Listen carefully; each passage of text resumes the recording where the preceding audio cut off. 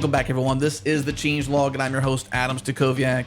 This is episode 175, and on today's show, I'm joined by Rachel Roumeliotis, the Strategic Content Director at O'Reilly Media. She's also the Programming Chair for OSCON and also O'Reilly's Software Architecture Conference. Great show today with Rachel. A lot of deep dive into open source at O'Reilly, and all the fun they've had for the past 18 years with OSCON. We had 4 awesome sponsors: CodeShip, TopTow, DigitalOcean, and Imagix. Our first sponsor of the show is CodeShip. They've launched a brand new feature called Organizations, and now you can create teams. You can set permissions for specific team members and improve collaboration in your continuous delivery workflows. Maintain centralized control over your organization's projects and teams with this new feature, and save 20% off any premium plan you choose for 3 months by using our code, the Changelog Podcast. Once again, the Changelog Podcast. You'll save 20% off any plan you choose for 3 months. Head to codeship.com/changelog to get started. And now on to the show.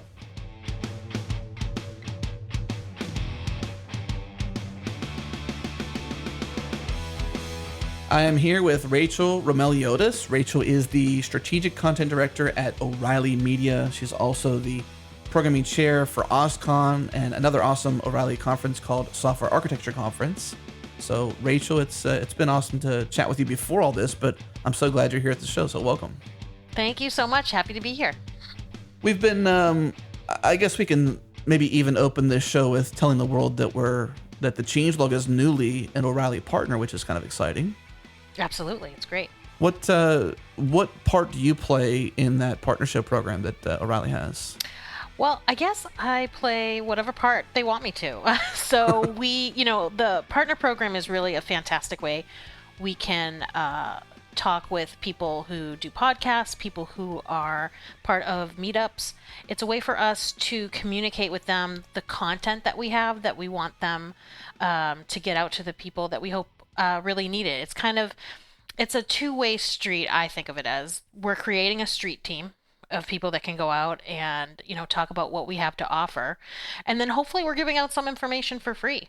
It's books, it's pieces of video. I know we give away tickets to some of our conferences, so we've found that by creating a partner center, it kind of standardizes a little bit for us, and we're able to put out a wide variety of content so that there's something for everybody.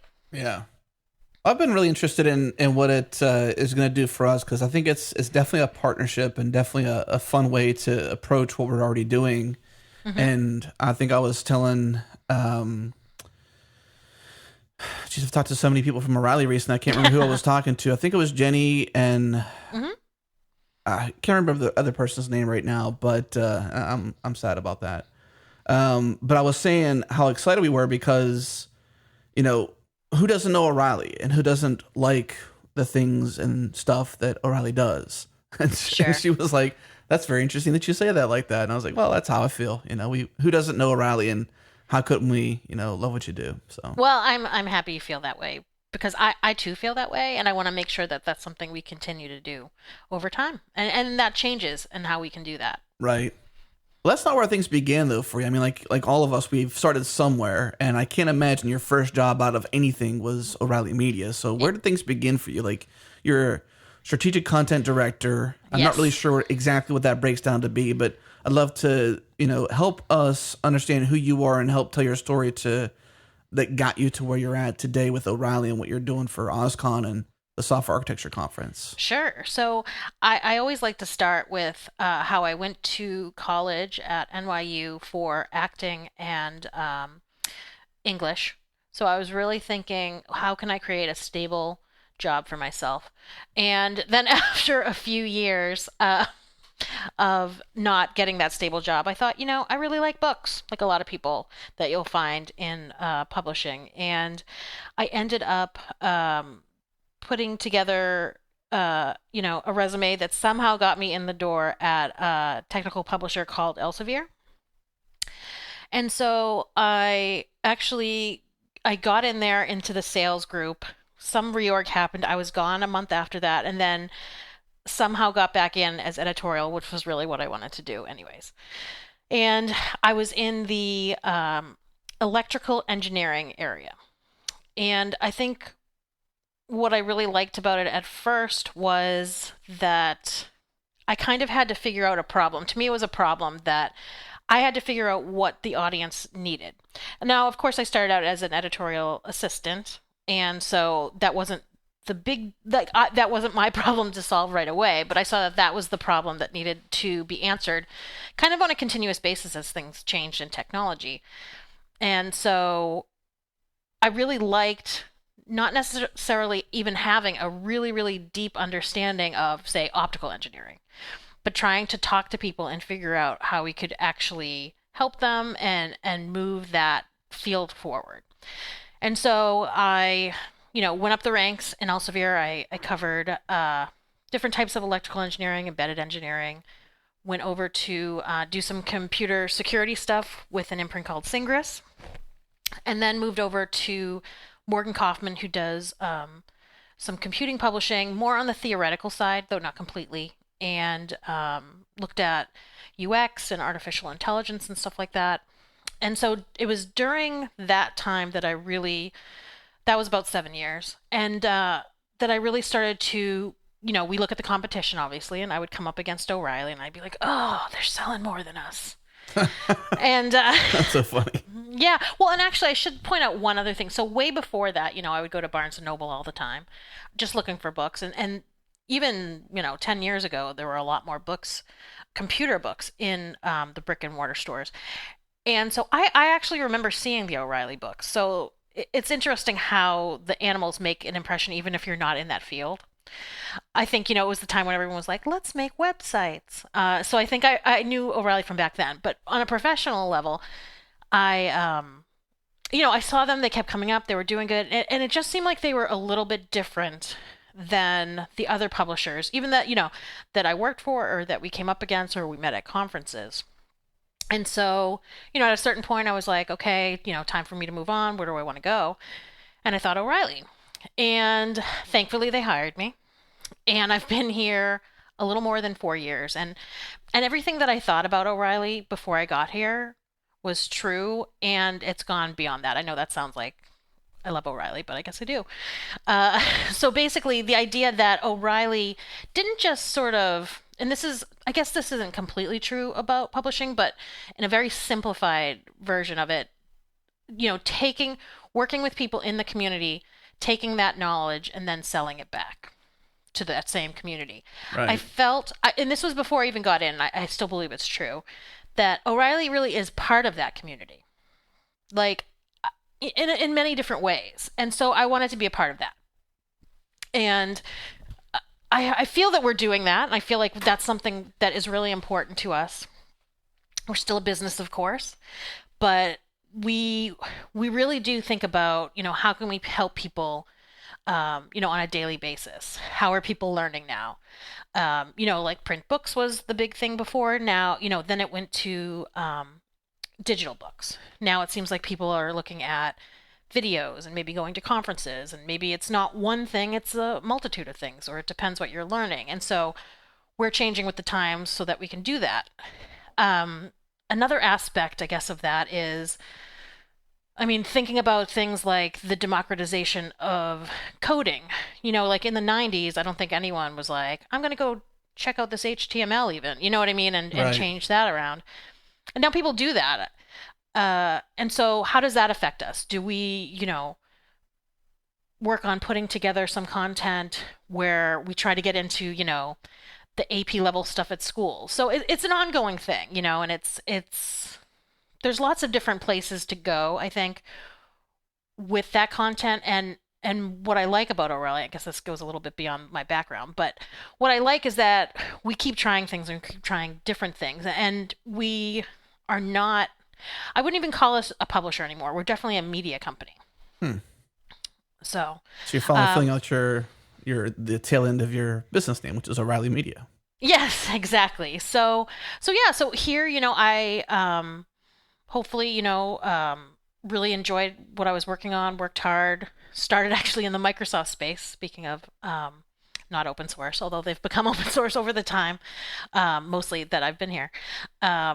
Started in the Microsoft space, just really took to sort of like the whole programming languages stuff. Went up the ranks and became strategic content director for programming. So let me explain what that is. And it's not a static thing, of course, but It's always changing, like everything. Yes, which again is really cool, I think.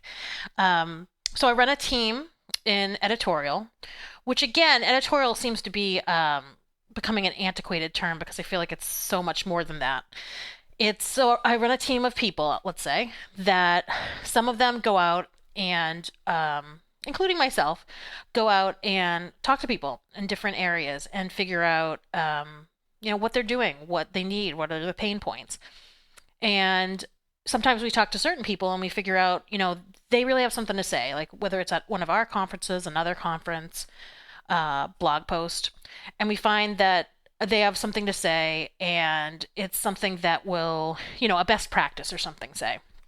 And we'll talk to them and we'll talk to them no longer about, hey, do you want to do a book with us? But like, how can we work with you to take what you have to say and amplify it? And that might mean, giving a session at OSCON. It might mean doing a book. It might mean doing a webcast. Usually it means a bunch of things.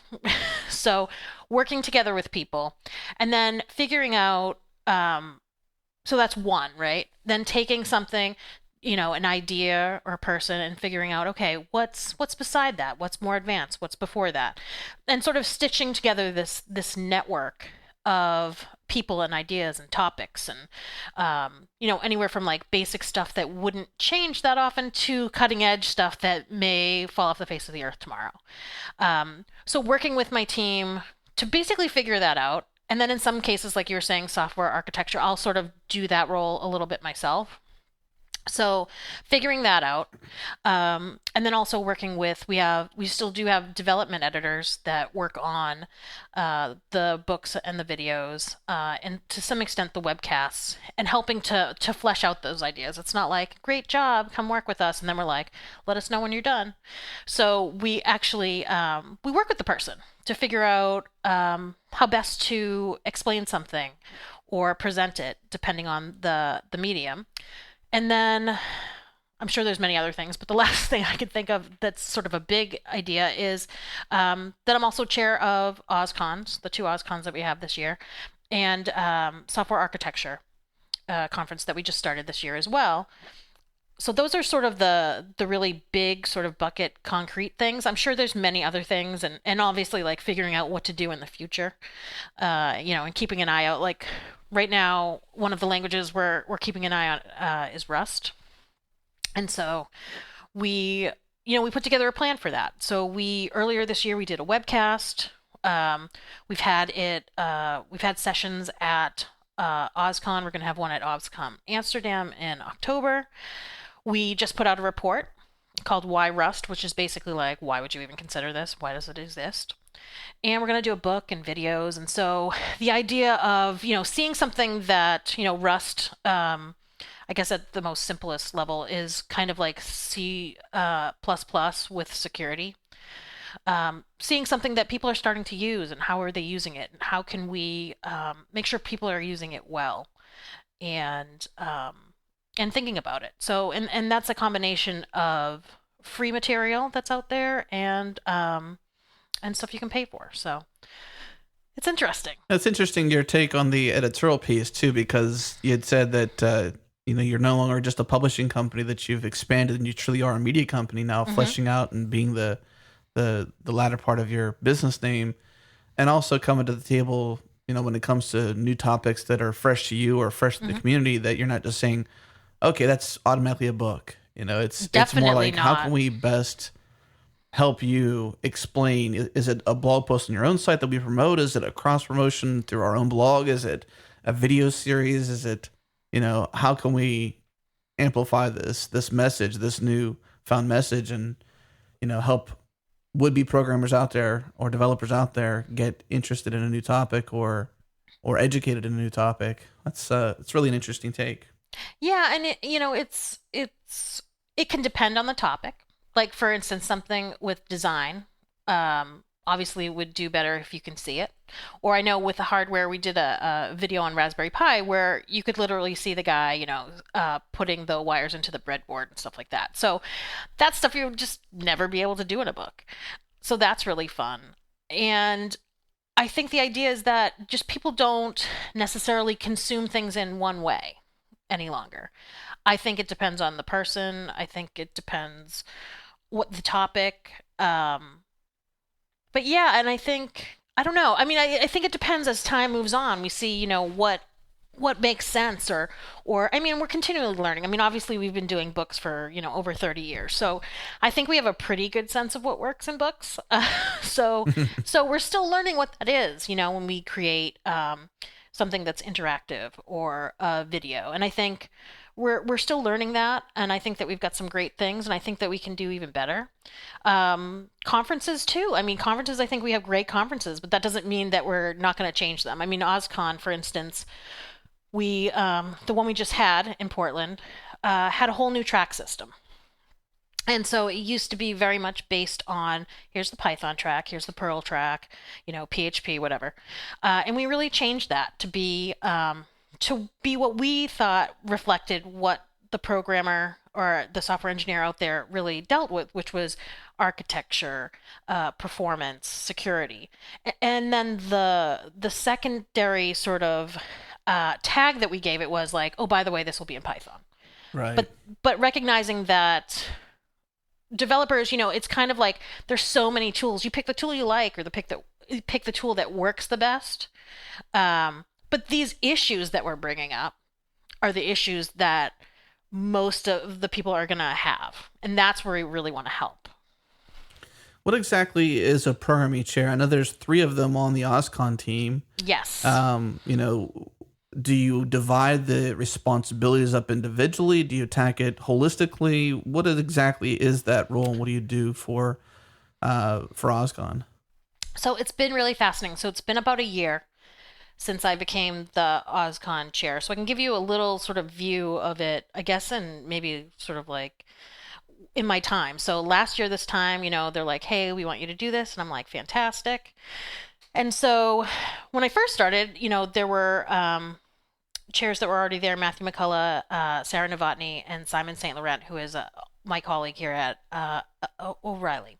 And so as a new chair, I just wanted to basically get all of the information that they had downloaded into my brain, which is a lot, and really doesn't happen instantaneously. So we start off, we talk about, what was going on at the last OSCON, and we figure what worked, what didn't work.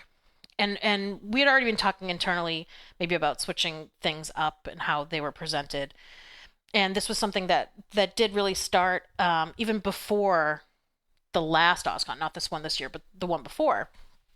And so that's really the time, I guess, like maybe the 3 to 4 months after the event, where we're thinking, okay, what do we want next year to be? So we're already thinking that. And then putting together, taking those thoughts, figuring out how this event fits with the rest of our content plan and the rest of sort of the software engineering world. And then trying to figure out how to put that succinctly, that idea of what we want next year to be, putting that succinctly into our call for papers. And our call for papers certainly doesn't have to be like the final word, like that's the way it's going to be, but it's kind of gives us an early deadline to say, okay, this is what we think it's going to look like. And so I think it must have been last December-ish, that's when we put together like, okay, we're not going to do language tracks, we're going to do it like this. And so we put that out. We're responsible for like kind of like figuring out what that bigger program is going to be. Then we put out the call for papers. For OSCON, we get about 1,200 proposals, which is that's a lot. Nuts. Yeah. So that's insane. That would take you like how long to go through? It's crazy. And it's hard because OSCON's super diverse, right? So you could never be everything's interesting. Everything's interesting, but also you couldn't be a super expert on everything, or if you could, let me know and come on and be on the committee. But so basically that's when we do, so we have a program committee. And when we first started, the program committee, I think, is about 70 people for OSCON. And I was like, why do you need that many people? And then I figured out it's because we have 1,200 proposals and we want to make sure that everything gets reviewed thoroughly. And so we have the 70 people plus the chairs, and they take a look at that content. And we rate it, and we put in comments to make sure it isn't just like, this is a 2, this is a 5. We really want to like have qualitative comments in there, because say for instance something like Docker, which is obviously the hotness right now, we could get 15 proposals. You know what I mean? And it's hard to be able to read through all 15 of those. You kind of have to put together a little like crib sheet on like, this one did this and this did this and this is why we like this one. So we do that. We have a period where we're looking through everything. At the end of that time, the chairs will take a look at all of that, basically everything that the program committee has done, and then put together the final program. So that's a combination of seeing sort of what rankings we've had, how the tracks have matched up. Say, for instance, like the architecture track would get, and these are not real numbers, but say it got 250 proposals, and say we did I don't know, like a design track, and for whatever reason it got 15. So then we're thinking, okay, maybe this audience isn't too into design. Maybe we won't do that, and maybe we'll do maybe we'll expand the architecture track to make it 2 days or whatever. So those are the bigger sort of things, and then we actually literally go through everything and start to work through it and figure out like what sessions are we going to accept. And so we do that, and then we have to schedule it, which is a beast, because last year we had 10 tracks. The year before, I think there were 15. So wow. Thankfully, yeah, there were 10 tracks, and so we actually schedule it. So that's just the sessions. Then the tutorials are just even more in depth. So you have to think, are we covering what we want? So it's this combination of sort of, I guess in a nutshell, kind of, telling everybody about it, like putting together the program at like a very high level, explaining to everybody, what that program's about, working to get people to put in, content for the proposal search, reviewing stuff, and then taking all that, seeing how it fits with that initial vision, tweaking it how you think it needs to be tweaked, and then actually scheduling that. And at that point, working with operations and figuring out, okay, where does this go? Where does this go? Big room, small room. And then, of course, continuing to let people know about it, and then actually being sort of like the MC host at the event. Well, it makes sense for you to have a background in journalism, and then being, an editor in an editorial, because that's, a lot of what you're doing there is figuring out like what content, what is it that makes sense from all of the work that you've done to gather the necessary topics for the different tracks you have, and does it fit or does it not fit? Where does it fit? Wow, that's a lot of work. It is, and it's funny that you said that, because I actually found as I was doing, it's daunting, right? I'm excited, but I'm thinking, oh my gosh, how am I going to do this? And it was very much to me like what I had already been doing, in my past, which was acquiring books to fit into a larger program. And this just happened to be a heck of a lot of sort of programs together.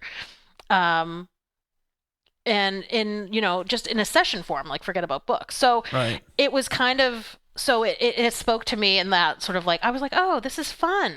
It was kind of instant. It was, when you're working on a book, it's like you have to work on this proposal and then iterate on that. And then this was sort of like an instantaneous, like, I've got 1,200 things to play with and figure out, So I really enjoyed it. I do enjoy it. And so we actually, at this point, we just put out the CFP for software architecture, which will be next year. So we've got that going. And then we actually, I had promised that we weren't going to basically rest on our laurels and keep OSCON the same. So we just finished putting together the copy for the CFP for OSCON next year. And it's early because we're shifting it from July to May. And we just finished that. And so sneak preview of that is that some of the tracks are the same. There's architecture and performance and some other things, but we're also shaking it up. And a couple of my favorite new tracks are Business of Open Source, which we'll talk about. Yes. Like from startups to enterprise, like what are best practices and how do you make sustainable open source? Open Source 101, which basically is like you use open source. So how do you go from like user to contributor to creator, which I think will be really cool. And then my actual personal favorite that I created, which is going to be called In Real Life or IRL track, which I really want to be all about like successes and failures and stuff in between, but that like really happened to you. Because I think that's so insightful hearing what other people have gone through. Right. Either because you're like, oh, it's not just me, or like, oh my God, I better not do that. Or I will do that. Or they really aren't that superhuman. They really are human. Yeah, exactly. Yeah, exactly. There's some people like who just produce so much out there. You're like, I cannot keep up. I have a wife. I have children. I have a life outside of this thing called programming. And how do they do it? And you realize that people are actually a bit more human than you led yourself to believe. Their superhuman abilities. Yeah, exactly. So I think that will be entertaining and educational. So It sounds like it. yeah.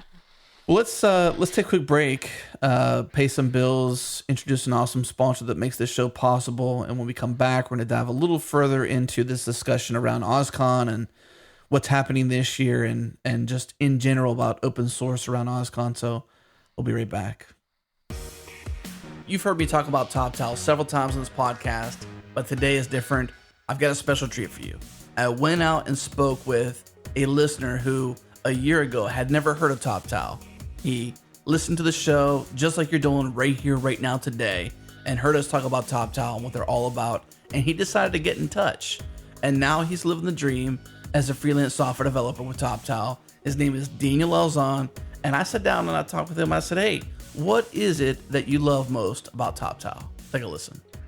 Well, for me, the thing about TopTal, which I thought would be very hard for me personally as I transitioned to a more consulting role, was the way I would have access to new clients and what quality those would be.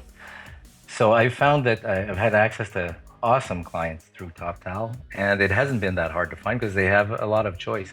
And even more than that, there's enough choice, and I can actually be a little selective about what kinds of things I want to be working on. So I use that as a way to sort of hone my skills and go towards the technology that I think are worth investing in for the future. So whether it's, including new front-end frameworks or doing a little DevOps work on the side, I usually am able to find clients who are have the needs of the things I want to get better at. So that's been truly useful. All right, that was Daniel Elzon, a listener of the Changelog and also a freelance software developer with TopTal. If you want to follow in Daniel's footsteps, go to toptal.com/developers. That's TOPTAL.com/developers to learn more about what TopTal's all about and tell them the Changelog sent you. All right, we're back with Rachel and we are talking about OSCON. Now, Rachel, I would definitely say that this is a conference that the Changelog should have been at long before now, but we have never had a personal presence at any O'Reilly OSCON. I'm pretty sad about that, but I hope to change that in the near future. But I'd love to dive a little further into your role there as a programming chair and what it's like to run this. It sounded like you said 10 or 15 track event. How many tracks does OSCON have? It is, this past year was 10 tracks. Yeah. Okay. And so when you say last year, you mean Portland, right? Yes. Yeah. Okay. Portland 2015. And so Amsterdam coming up here soon. Amsterdam is actually happening on the 26th and 28th next month in October in Amsterdam, the Netherlands. So how is this event different than the stateside version? That is a good question. So first of all, we have to get you to whatever next OSCON you guys can make it to. We'd go to Amsterdam if we could, if it wasn't such a late notice. I mean, yes. We're not opposed to it. We could do it, and I'm sure everyone out there listening is like, yes. Could the next season of Beyond Code be at the next OSCON? And I would say I would love that, but I think it's gonna be next May to be honest with you. Which but I should would be love amazing to do as well. October. Well, either way, it's going to be fun. I'm glad you're going to be with us. But yeah, so how is OSCON Amsterdam different? So as part of sort of evolving OSCON, it's so it will take some of what we've done with OSCON 2015, which is changing the way we construct the program from languages to basically problems and solutions. So you're going to see a lot of the same tracks. You're going to see data architecture. We're going to do a foundations track. We're going to do a collaboration and craft track like we did at OSCON 2015. So I guess what I would say, to put it in sort of a succinct answer, is that it's half of it's sort of like the best of OSCON and sort of what I think we've seen from the US. And then half of it is people in Europe that are from that continent talking about what they have done with open source over the past year or so. And so I wanted to make sure it was a mix. So, it's an opportunity to bring over some of what we've been doing that people might not have a chance to see due to location. And then also, obviously, the audience is going to be predominantly European, I would guess. And so making sure it's not just like, hey, the Americans have come to tell us everything. Right. I definitely don't want to do Actually that. incorporating some people from, Yeah, one of that stood course. out to me that was a past guest on the show was Curtis Poe. Yep. Yeah. So, I mean, Pro 6. Exactly. So, yeah, which Pro 6 is going to be fascinating anyways. I hope to see that come out on time at the end of the year. But That's always next year, right? I don't know. I had heard December, but we'll see. So, but yeah. So obviously, I don't, with travel and the internet and everything, it's not like things are like super different all over the world, but there are definitely shades of difference in how I think open source is used, and most notably, that it's used, I think, just as sort of like a de facto standard in government. It seems like much more over in Europe. And then that the security and privacy and identity stuff is a little bit further along, it seems like, or the expectations of what people want and what companies can do is much different than the US. And the final thing I noticed was that just due to it being different countries, different languages, that's much more fragmented. So it's really interesting. I've learned a lot about it in the past few months, and I'm continuing to do so. So I think it will be a good mix. I mean, there's certain, like, Docker is just like, you could say that anywhere. I feel like people be like, oh yeah, tell me about it.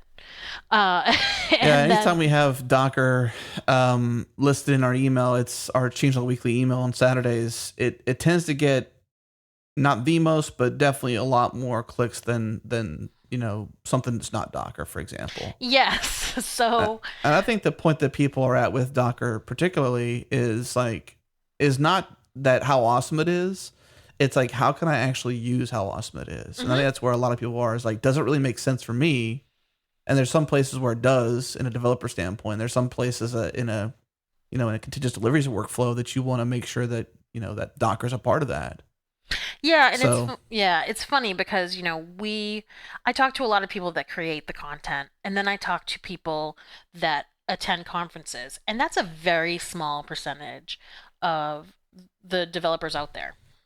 And so it's funny, I talk about Docker every day and microservices, and I try to remember that people are at different points depending on what they're working on, and so Docker could be new to a lot of people still. And like you're saying, they're just figuring out, like, they've heard about it maybe.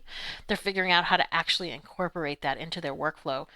And like I said, in a variety of different ways, we're trying to figure out how we can let people know that. And then, I mean, that's a tool that talks about, the much bigger change that is sort of DevOps and continuous integration.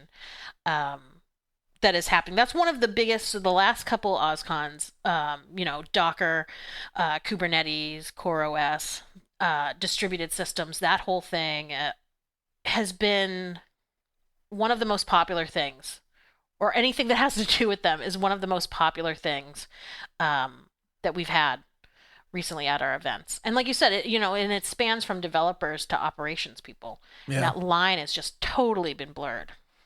I think the breakthrough with that too is that people have started to realize how much they can do on the operations side to really support the newer applications that need to be developed for scale. And Yes. it's such an interesting thing that has come out of Google with Kubernetes, and ultimately the collaboration with CoreOS, and being a containerized based operating system. I think there's a lot of interesting things happening in that space that people just cannot help but pay attention to, because there's just so much new and inventiveness coming. Whereas in other areas, not that they're not new and inventing, but there's a lot of new happening there every single day.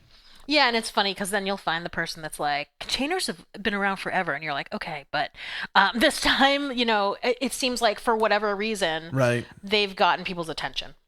And I think that the popularity too is that, you could be working on a bunch of different type of projects, and this sort of change of culture and tool set, and the idea that it's all the cloud, and that you don't just like throw your project over the wall to operations, is just a massive change for a lot of people. And I don't think it's just like, oh, we're there now. It's something Right. that's going to continue to go on. I mean, we talked about software architecture, that and that's one of the things I like hear constantly is microservices. Like, I can't imagine that like everyone 6 months ago was like, oh, let's close down the monolithic architecture we have and let's just do microservices. It's cool, right?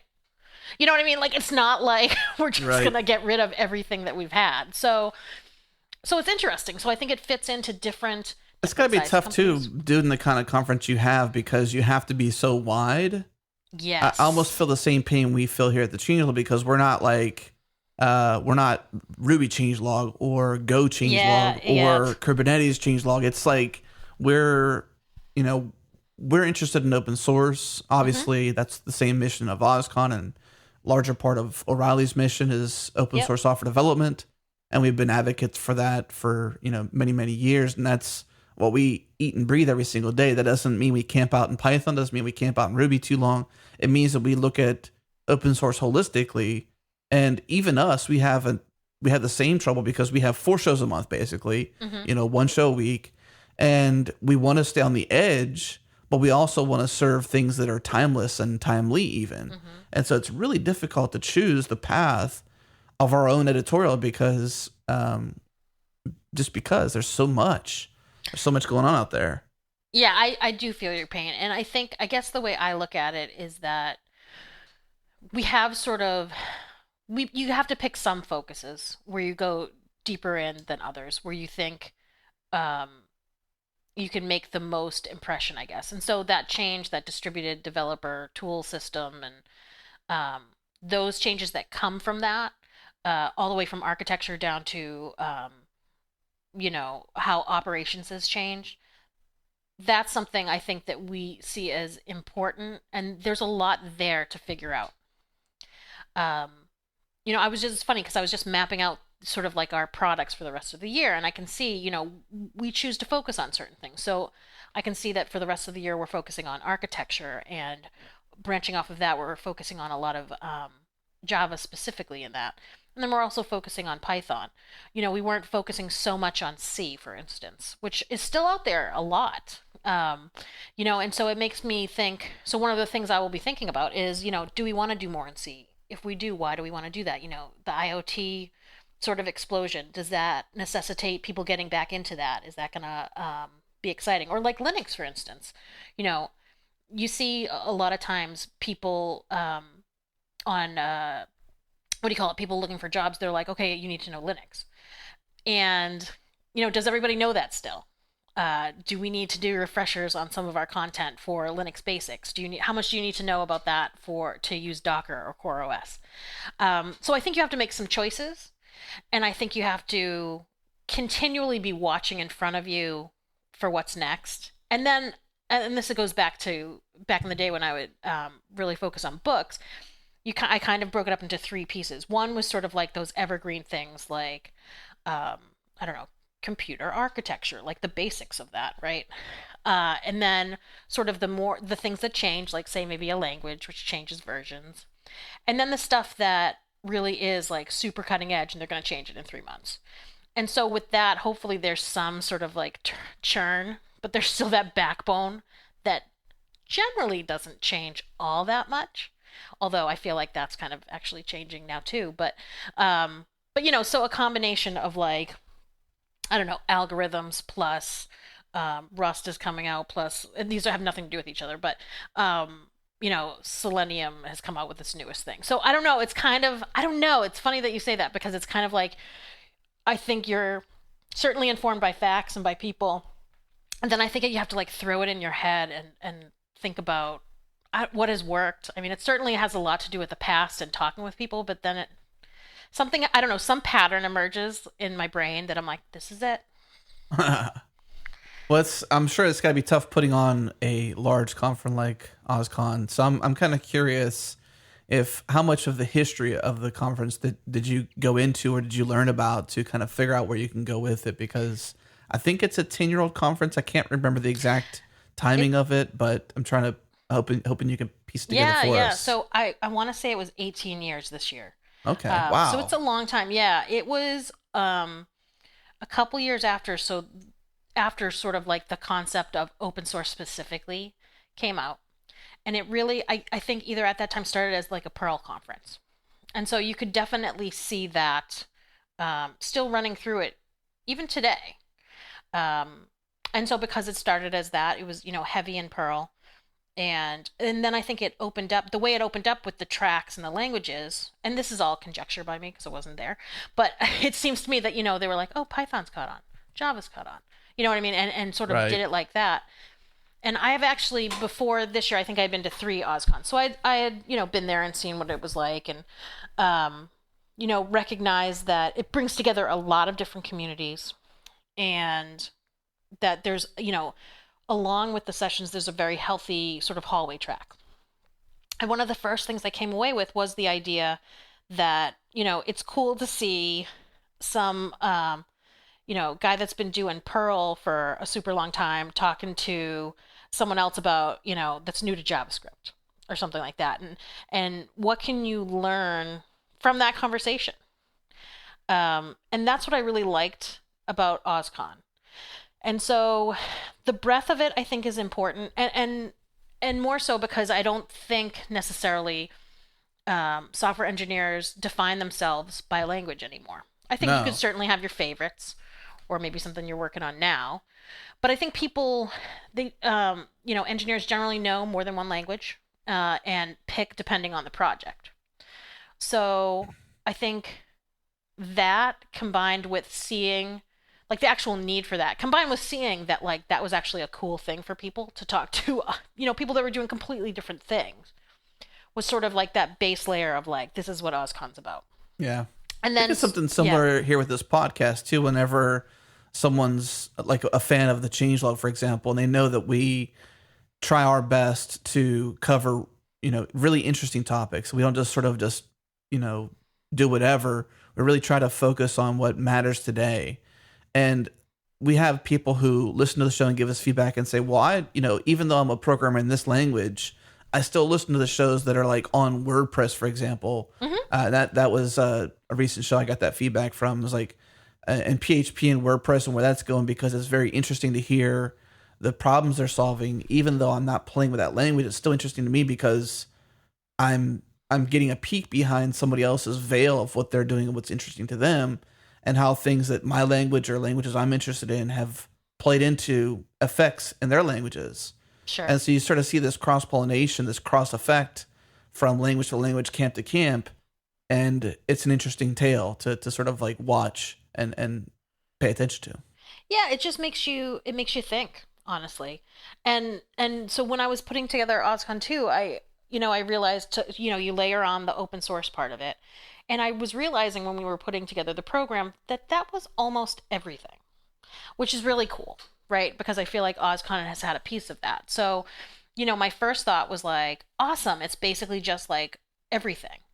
But that's not completely true. I mean, so I think as much as open source is one, there's still work to be done to make sure that it stays healthy, I guess, and sustainable. And so layering that on top and making sure that the people that have been there for years, who it's been a passion for them to make this happen, and who have helped make like today is because of them, to make sure that they're given a platform to talk about the history, how they got there, why they, they decided to go down this path. But also on the other side, and this is, I think, really important, is that the people that are new to it and have new and crazy ideas are able to voice those and then talk to the people that have been in it for 20 years. Yes. And maybe change their mind or not. I don't know. You know what I mean? So it's the diversity is a really important piece of it. And there were some things that I did that I think were hard choices. I de-emphasized Pearl. Pearl is still interesting. We were talking about Pearl 6. That's going to be wild, when that comes out. Pearl is still out there and used. Probably not the most, the most used language anymore. And there's lots of other things to be done. And sometimes Perl isn't the biggest, isn't the language to be used.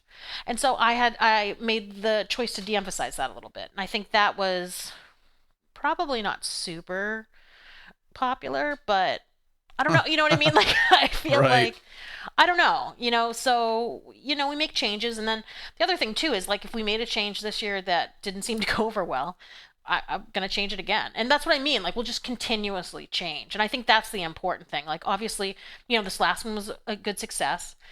But that doesn't mean we're just going to like do nothing. You know what I mean? So it keeps changing. Like, yeah. So like the distributed thing, I mean, that I know I keep going back to that. That's a big deal. Security for developers. Is that something, I mean, that's been a problem for a really long time, but like, when does it become, instead of reacting to it? The most interesting thing to have, yeah. Yeah, you know what I mean? So how do you get people to actually be like, I'm starting a project. What about the security? And maybe some people do. I don't know. You know what I mean? In finance, that's something that is a first level concern. I don't know, but so that and the community, I don't know. It's honestly, it's an honor for me to be a part of it. And I'm so glad that they didn't kick me out after this year. So that's awesome. Well, I'm glad too, because I think you're doing some really great work, and I think it sounded like what you were saying was that the way your tracks have changed from before to this year, you kind of made some more influential changes to the way you've done your tracks and the way you've architected the different talks that can go on and whatnot. So that was a big change this year. What I'm curious of though is for those who have never been to an OSCON, or for those who aspire to go to one, because let's face it, it's not the most inexpensive event. Mm-hmm. Sometimes you don't always have the money to go, or have your employer's backing, or the startup you're working at is not making enough money yet, so you can't go for it. So for whatever reason, why should someone who's out there in the open source world building products every day or building software every day, what is it about OSCON that should bring them there versus, let's say, regional conferences that are a bit more specific to their interests? Mm-hmm. Why should they come to something like OSCON? What is it that OSCON delivers for the masses and the open source world? Well, I think it goes back to a little bit of what we talked about. I think it's a combination of being able to see such a wide array of content and having that inform what you're doing.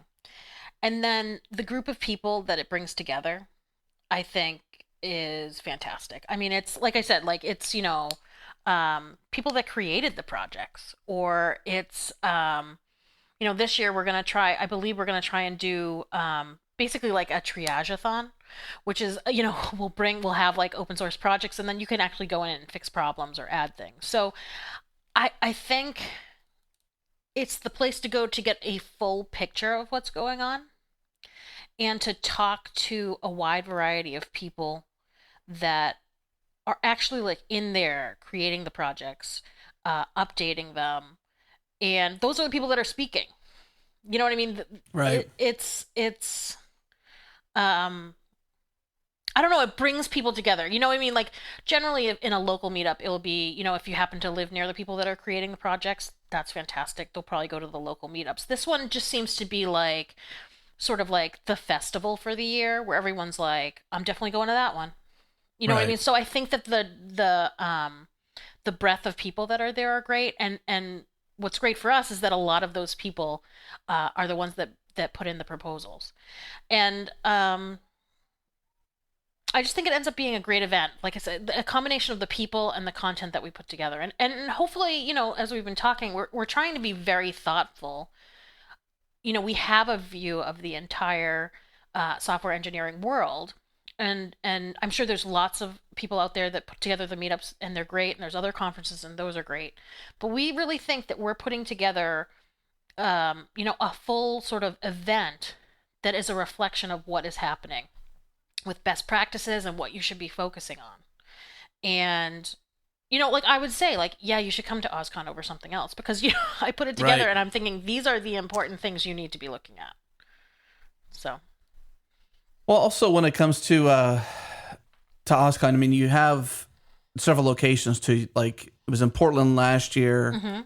This year, back stateside, it's going to be in Austin, which I'm excited about because I'm a Houston native. So that means it's just a 2.5 hour drive for me, which makes it a lot more easier for me to get to OSCON. But then you also have, your European track versions of it. Is this the first time it's been in Amsterdam, or is that the first for this conference? So we did do, and I should have looked this up, but we did do a European conference, an OSCON conference back in, I believe it was 2008, and I am not completely sure where that was exactly, but somewhere in Europe. And so this is the first one back to Europe then? Yes. It's since 2008. Yeah, and like I said, so there's shades of different how people are using open source in different areas. And going over there and hearing the different stories is really interesting. And I think recognizing that there is a little bit of a regionality to things, that it is hard. Obviously, if you're in Europe, going all the way to Portland, Oregon is quite a trip. Right. And so going somewhere where it is easier for someone from Germany to hop over to Amsterdam. When we look at the stats, and this is why we're going to Austin too. When we look at the stats, 20% of the people, I don't know, that's kind of, that's an average, come from, generally that area. And so the idea of, Portland I love Portland. Portland's been amazing to us. They've been a part of growing the open source movement. I'm sure we'll be back there, but like, giving, kind of going to like middle America and being like, hey, everybody, what are you guys doing? Come and talk to us. You know what I mean? So same idea with Amsterdam. So, I mean, I'd love to in future see us in other spots around the globe as well. And I think literally that is about, again, there's shades of open source that are different in different areas, and there can be different focuses. But I think it's about getting there. And still having that sort of that flavor that OSCON has about, like, this is our view, these are the people that you should be talking to, get inspired by, learn from. Well, cool. Let's take that chance then to pause one more time. When we come back, we're going to talk a bit more about your influence in open source through this staple of a conference, OSCON. So let's break and we'll be right back. DigitalOcean has expanded their reach even further into Canada's startup and developer scene with the launch of Tor1, that's TOR1, their first Canadian data center in Toronto. Head to digitalocean.com and use the code CHANGELAW to get a $10 hosting credit when you sign up. Again, digitalocean.com, use the code CHANGELAW to get a $10 hosting credit when you sign up. All right, we're still here with Rachel. We're talking about OSCON, and like I've said before, Rachel, I've been a huge fan of O'Reilly for what seems like forever. As far as I can think back in my entire history of software development, O'Reilly's always been there with a book or with a blog, or a podcast, or even Ignite, for example, which is like, you're not traditional OSCON, or you're not traditional conference that you're putting on through O'Reilly. That's a really interesting conference itself, Ignite. But this OSCON has served the open source community for, it seems like 18 years now, if we go back in its time. This year you've been making some changes. Well, actually last year, but this year kind of as a continuous, but to the tracks and always evolving. And it seems like the place to be, like you said, the festival of open source.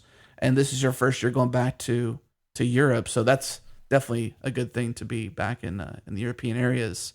What do you expect from this year's conference? Like, what now that you've got it laid out, it's a month away basically. What are you expecting? What are your anticipations for the European world to sort of come into, into Amsterdam and come to this conference? What are you expecting for this year? I think from what I've seen and what I've heard from people so far, like I said, so open source is kind of not a story in and of itself. I feel like in Europe anymore. I feel like it's like, yeah, we use open source. What? I feel like it's more going to be a combination. Like the stories I'm looking forward to are the sort of privacy stuff that's going on and how you deal with that as a software engineer. How does that affect your company and what you're doing, from like your line of code to like return on investment of projects. So that's something I'm really interested in because I feel like we're in a very different place from that. And then what I've really been hearing a lot about is the startups that are happening over in Europe. When I first started looking, it sounded like Berlin was a really big startup area, which I think it is. But it seems to me that Amsterdam has its fair share of startups, and I've been reading up on that. So I kind of want to see what the startup scene is like over in Europe, and if it's different, the further you get from Silicon Valley, how much does it change? And,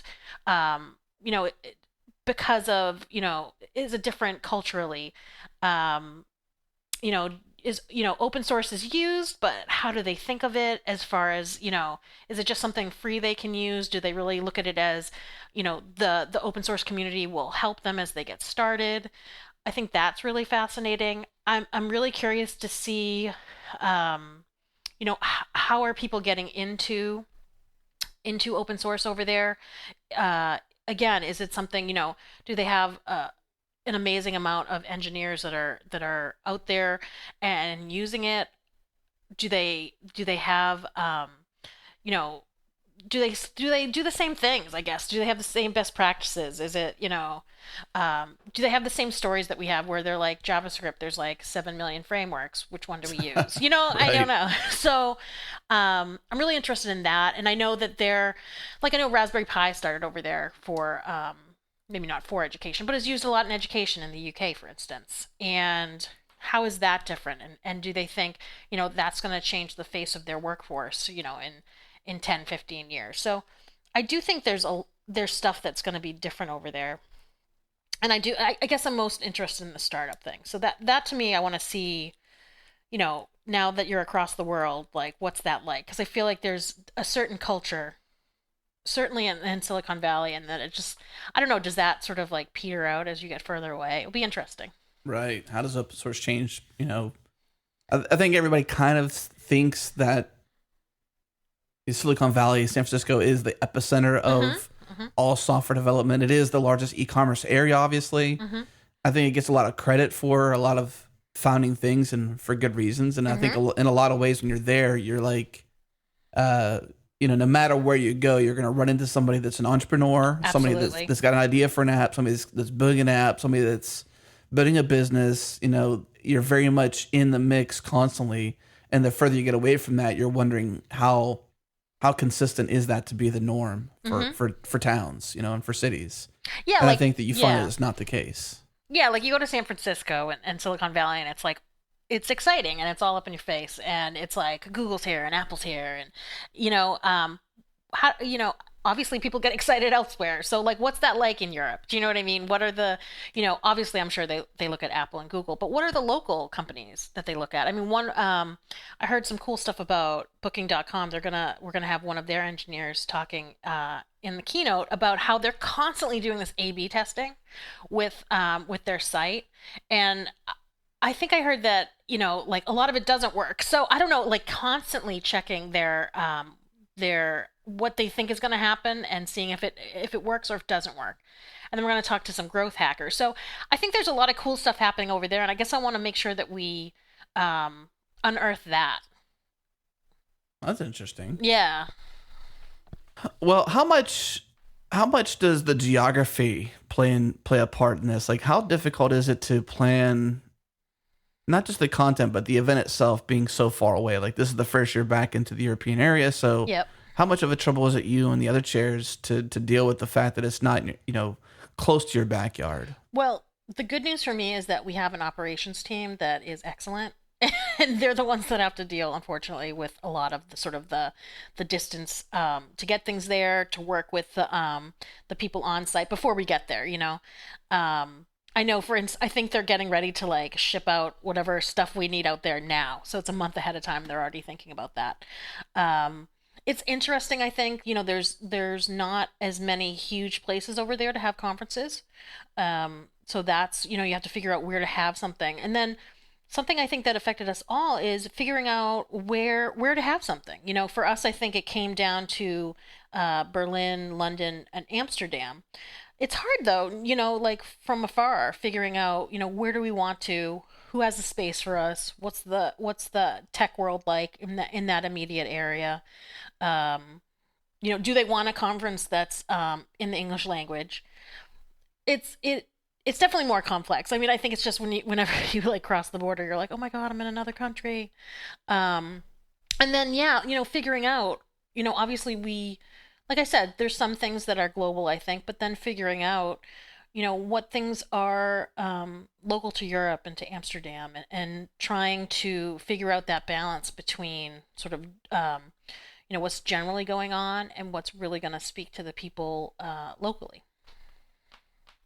I always find it interesting to try and think about something so far away. And then obviously you got the language barriers and you got different things, and you got opinions about languages, not only in the technical space, but also in the physical space where you're trying to communicate through a language. That was funny, actually. One funny little tidbit I can tell you is that for whatever reason, we got many more proposals on Ruby. Is that right? Yeah, I don't know what that means exactly, but Ruby's popular in there you have Amsterdam. it. Yeah, I don't know. Ruby's big there. Yeah. Yeah, I mean, I'm always fascinated by how much effort it takes to produce a conference. Like, for example, Jared Santo, the co-host of the show, was just an organizer of a small regional conference in Nebraska, in Omaha, and a little thing like that. And I guess you could also say they're all new at it too, because it was the first year any of them had ever done any of that. But how much work it is to produce a conference. Not only just like to program like you all have, but all the logistics, all the operations. It's so much work. And you're just like, at the end, you're just wondering, will it work? Does it work out? And I guess you do have the OSCON history behind you, so you can say, without a doubt, yes, that it has worked out. But nonetheless, you're like, so much work, so many people involved, and such a big event to plan. I can't even imagine being in your shoes. Yeah, well, it's funny, like I said, it's not just like on site. I mean, we started, planning for next year, like almost immediately. And yeah, I mean, can you imagine like just like figuring out the registration or like how to feed people? I agree, it's quite something, and I have to say I'm proud of the events that we have, because I'm sure like everyone, we've been to ones that are great and aren't so great, and there's many great ones outside of us too. But yeah, it's something. I mean, I know I was very proud after we finished OSCON 2015. So maybe that's something you guys can do in terms of education, is let the world in on your secrets of running a big conference like that, or how to produce a conference, because you see a lot more, like you said, meetup groups turn into basically small conferences, regional conferences, and those things only affect the big things anyway. So the more of those there are, the more big things they're going to be, like OSCON, for example. So that would be interesting. Yeah, there's a lot of cool local conferences that have like blown up to 1,500. That's a lot of people. Oh yeah, I mean it's We were just at GopherCon in Denver, and I couldn't believe it that there were that many people. Yeah, like doubled. Yeah, it was exactly. It went from like 700 to like 12 or 1,300 people really easily. Yeah, and there's, I say really easily, but to Eric and Brian, it wasn't very easy. No, I'm sure. And, and it's interesting. I know, so I was at the first one, and, it was single track. And then I think on this year, it was single track again. Yeah, it was single track again. Yeah, so that's interesting. I mean, that's a choice they have to make. Like, so I wonder, like, I'm sure they're already thinking, do we do single track again? Do we split it up? Do we have it at the same spot? What was popular? What wasn't? So it's a lot. It always seems to, like with the CFP, I was like, oh my God, it's already due. How is that possible? Because we do a lot of different things here, but It's exciting. It's fun to do. It's a lot of work, but when you're actually at the event, it's cool to be able. The payoff of that work is really cool. Let's take one final break. We'll tail out the show. I know there was probably not much of a gap between the last break and this break, so I apologize about that. We got a time limit to kind of hit here, though. But let's break. We'll do some of our closing questions for Rachel, and look forward to the next OSCON. So we'll be right back. Imagix is a real-time image processing proxy in CDN, and let me tell you, this is way more than image magic running on EC2. This is way better. It's everything your front-end developers have dreamt of. Output to PNG, JPEG, GIF, JPEG 2000, and several other formats. And if you're like me, you've ever argued with your boss or a teammate about serving Retina images to non-Retina devices, you'll appreciate their open source dependency-free JavaScript library that allows you to easily use the Imagix API to make your images responsive to any device. Now, all of this takes a platform, and the Imagix platform is built on 3 core values: flexibility and quality, performance, and affordability. When it comes to flexibility and quality, Imagix has over 90 URL parameters that you can mix and match to provide an unlimited amount of transformations that you need for your images. And they take quality very seriously. And because of their commitment to quality, several top 1,000 websites in the world trust them to serve their images. Now, when it comes to performance, Imagix operates out of data centers filled with top-of-the-line Mac Pros and Mac Minis, and they're set up for a completely streaming solution. This means your images never hit the disk. Images are served by the best SSD-based CDN for delivery around the world, anywhere, extremely fast. And while we're talking about speed, almost all the image processing happens on GPUs. This means transformations are super fast when compared to competing virtualized environments. And lastly, it's all about affordability. Everyone wants to save a buck. That's how the world works. And because Imagix processes close to 8 billion with a B images per day, they're able to make certain optimizations at scale and pass those savings on to you. To learn more about Imagix and what they're all about, head to imgix.com/changelog. Once again, imgix.com/changelog, and tell them Adam from the Changelog sent you.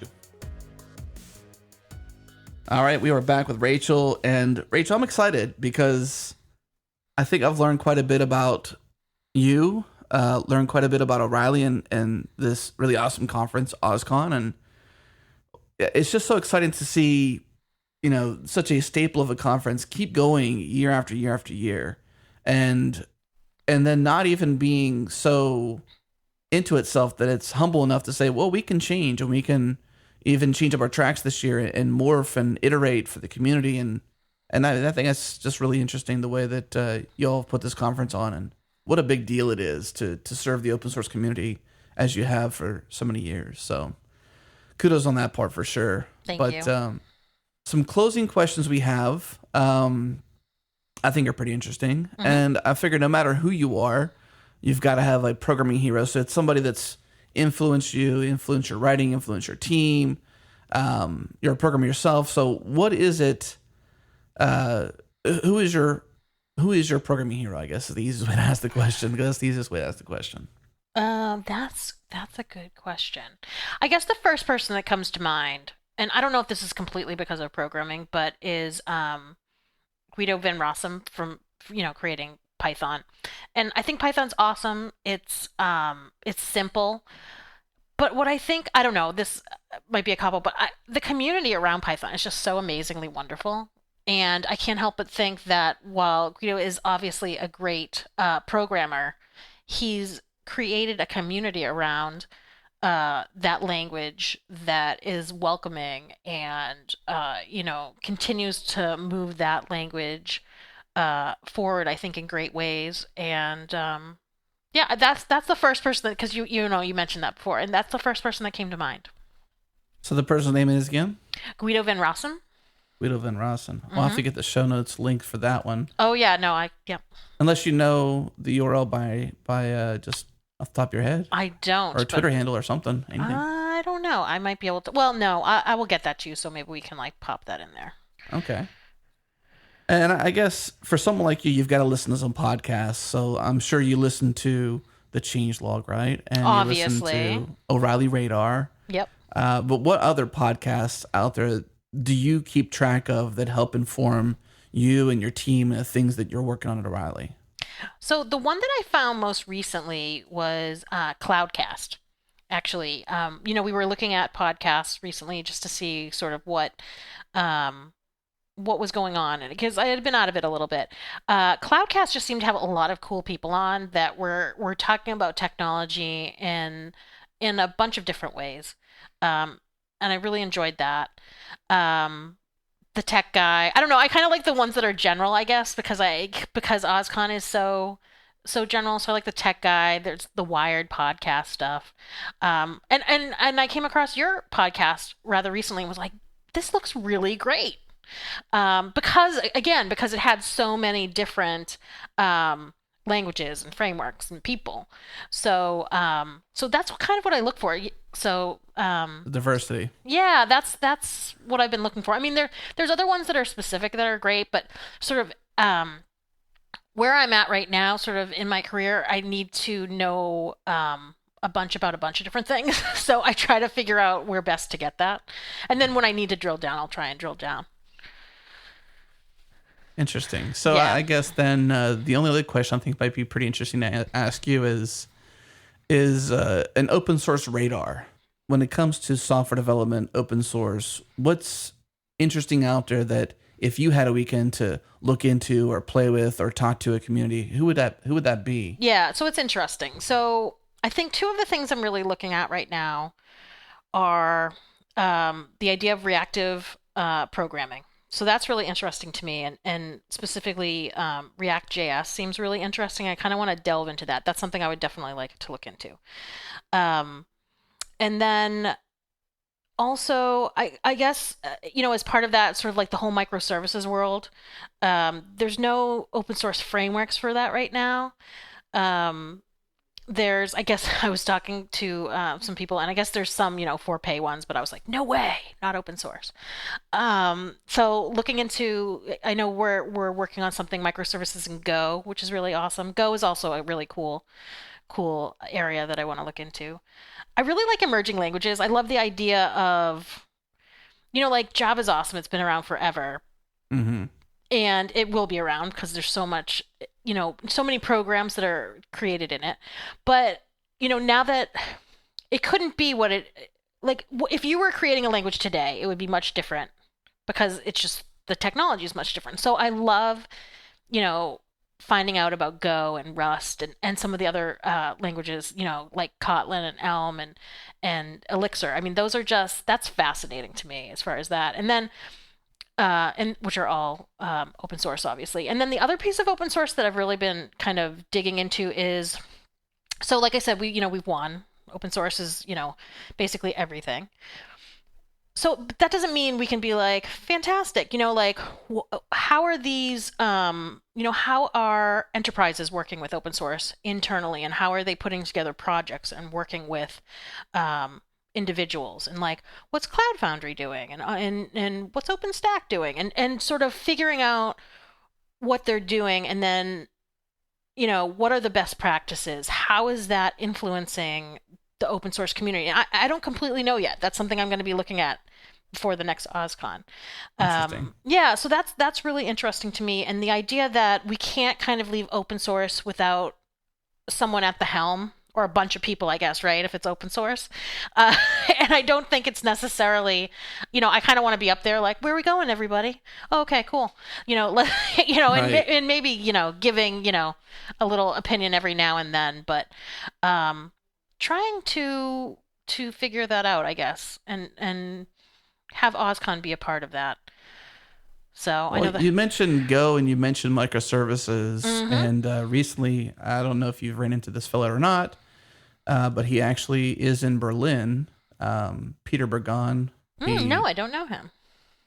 He was on the show, and he also spoke at GopherCon. But it was July 3rd. He was on the show, episode 163. I'll link to that in the show notes for the listeners.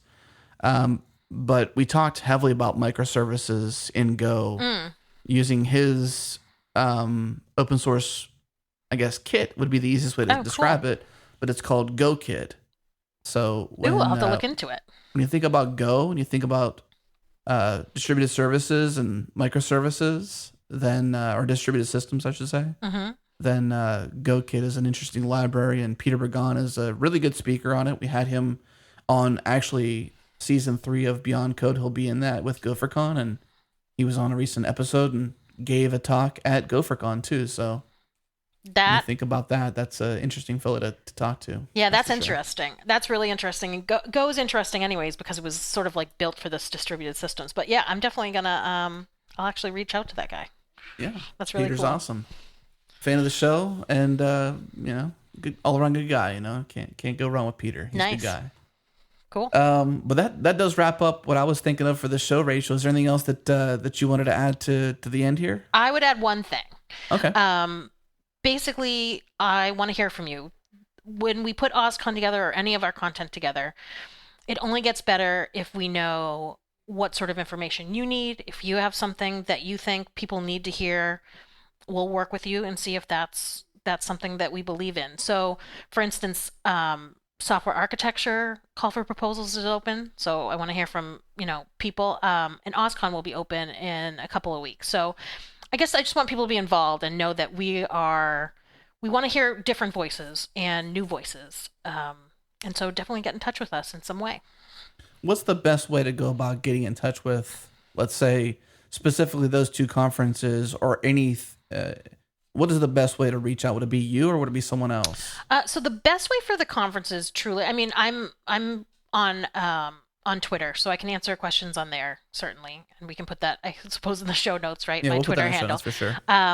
But going to the CFP, we do put a lot of copy in that, saying what we're looking for, and then that is how we intake all of the proposals. If you have another idea, I'm looking this up as we speak. I think there's a work with us email for O'Reilly. It's literally like work with us at O'Reilly. And I'm looking that up right now if it comes up really quickly. Yeah, there's a work with us page. It's literally workwithus@o'reilly.com. So that's a good way to sort of come in. The person that sits next to me mans that, and it will get thrown to the right person. So that's the best general way to do it. And if you are at one of our events, please come up and speak to me or one of my colleagues, depending on the event. Like I said, I mean, our program is only as good as sort of the information that we gather and the people that we work with externally. It's an interesting sort of system for a business because our network makes us so much stronger. So those are the best ways.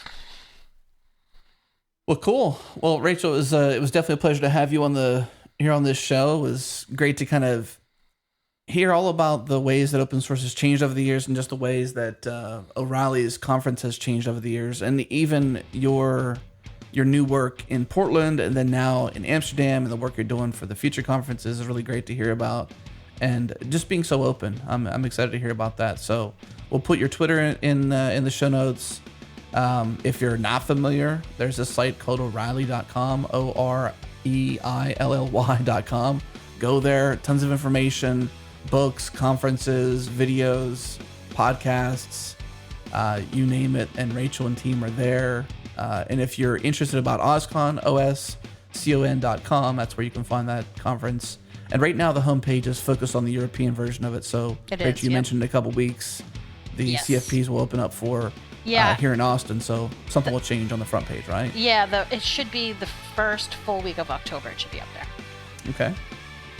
Awesome. Well, Rachel, thank you so much. We, for those who listen to this show weekly, know that we have something new out. It's called Beyond Code. If you go to beyondcode.tv, that is our brief interview series that we shoot only at conferences after parties. So sometime soon, you might actually see us release a season from OSCON here in Austin. So we'll be excited about that to get those who come out to that conference to share what they think about open source software development and everything we cover here at the Changelog. And we also have 2 emails, Changelog Weekly and Changelog Nightly. Go to changelog.com/weekly or changelog.com/nightly to subscribe to those. Super awesome emails. And Rachel, I don't know if you subscribe to those, but for me, I I do, actually. obviously. So you subscribe to those emails? I do, yes. Fantastic.